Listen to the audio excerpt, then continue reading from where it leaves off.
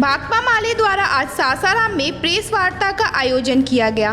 इस दौरान पार्टी के केंद्रीय कार्यकारिणी कमेटी के सदस्य कामरेड रविंद्र सिन्हा ने केंद्र सरकार की नीतियों को गलत ठहराया, साथ ही केंद्र की सरकार को जन विरोधी और किसान विरोधी बताया। कामरेड रविंद्र सिन्हा ने कहा कि केंद्र सरकार द्वारा आम जनता के अधिकारों को कुचलने का कार्य किया जा रहा है।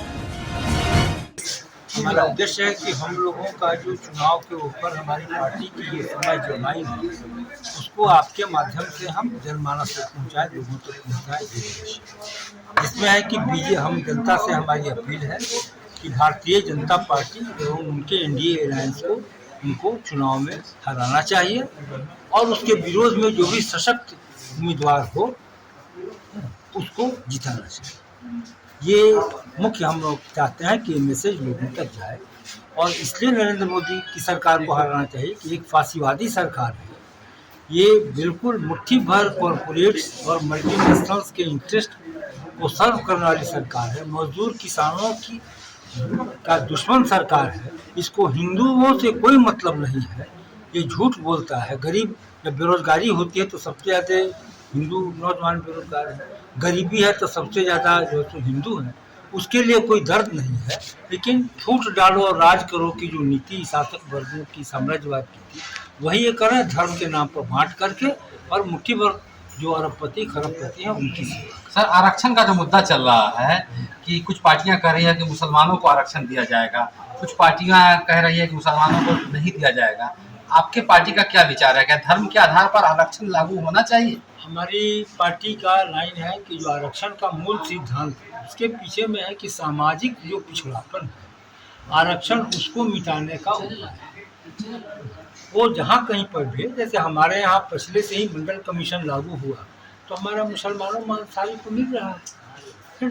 तो जो भी कम्युनिटी और कास्ट सिस्टम तो हिंदुस्तान का मूल चीज़ है ना। इस्लाम को भी डिवाइड कर दिया और क्रिश्चियनिटी को भी, यहाँ कोई कास्ट का नहीं। तो उनके अंदर भी जो दलित है, पिछड़े हैं, वो दलित और पिछड़े हिंदू के हों कि मुसलमान के हों कि सिख के हों कि ईसाई धर्म को मानने वाले हों, सबों को आरक्षण मिलना चाहिए। उस आरक्षण का जो स्वीकृत जो हमारा सिद्धांत है संविधान से, उसी आधार धर्म के आधार सामाजिक पिछड़ापन ये है मूल आधार आरक्षण का, वही रहना चाहिए। कांग्रेस का एक आरोप है कि भाजपा की अगर जीत हासिल होती है तो संविधान ही बदल देगा। ऐसा क्या लगता है कि देश के जनता के साथ मापतोल कर रही है क्या बीजेपी? ये जो उनका है कि संविधान को बदल देंगे, ये भारतीय जनता पार्टी के कई एक नेताओं ने ही कहा कि हमको 400 से ज़्यादा इसलिए चाहिए कि हम संविधान बदल सकें। तो एक सनातन धर्म की बात भी उनके नेता बोलते हैं, बड़े बड़े नेता बोलते हैं। तमिलनाडु में जब कुछ हुआ तो कहा कि सनातन विरोधी चला दिया विरोधियों को। तो भाई अब हिंदू राष्ट्र आरएसएस का एजेंडा है। अब जीत करके उसका कौन कौन एजेंडा कब लाएंगे ये तो नहीं पता, लेकिन कदम ब कदम इनको क्या करना है कि एक धर्म आधारित राज्य बहुत जगह देश में चल रहा है, दुनिया में चल रहा है। तो उनका मंसूबा है कि यहाँ पर भी धर्म आधारित और पूंजीवाद और बड़े पूंजीपतियों के हित की सेवा करने वाली उसमें उन 3 आह्वान का जिक्र है, अपील जो देश की जनता से हमारी पार्टी ने किया है।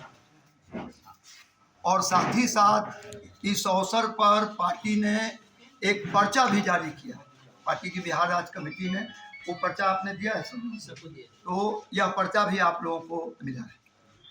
3 में हम लोगों का पहला विस्तार से इन्होंने बतलाया कि फासिस्ट एवं सांप्रदायिक भाजपा और उसके सहयोगियों को लोकसभा चुनाव में पराजित करने के लिए वोट करें, बूथ पर जाएं, निष्क्रिय नहीं होना है।